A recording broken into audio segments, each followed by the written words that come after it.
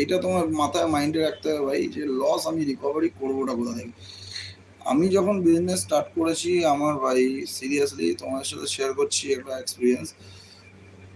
মানে আমার কয়েক দিন, কয়েক মাসও না, কয়েক দিন যেতে না যেতে এমন মানে লস খাওয়া শুরু হয়েছে, এত লস খেয়েছি আমার যে ইনভেস্টমেন্ট ছিল টোটালটাই বেরিয়ে গেছে। ছোট ইনভেস্টমেন্ট, বাট কি বললাম, ছোট ব্যবসাদারের কাছে ছোট ইনভেস্টমেন্টটাই অনেক, ঠিক আছে। ছোট ইনভেস্টমেন্ট, আর ওই ইনভেস্টমেন্ট যেটা আমি করেছিলাম, ইনভেস্ট করেছিলাম, সেটাও পর্যন্ত বেরিয়ে গেছে। মানে আমার পুঁজি পুঁজি শেষ, এমন হয়েছে যে আমার পুঁজি শেষ। আমি তখন বুঝতে পারতাম না কীভাবে কি বের করতে হবে, কীভাবে কি আমি মালটাকে শেষ করবো। আমার যেহেতু মাছের ব্যবসা, আমি মাছ আনতাম, হয়তো আমি বলছি তোমাকে, ধরো কেজিতে 200 টাকা কেজি আনলাম, ওটাকে আমি 250 টাকায় বেচবো, 50 টাকা পার কেজিতে প্রফিট।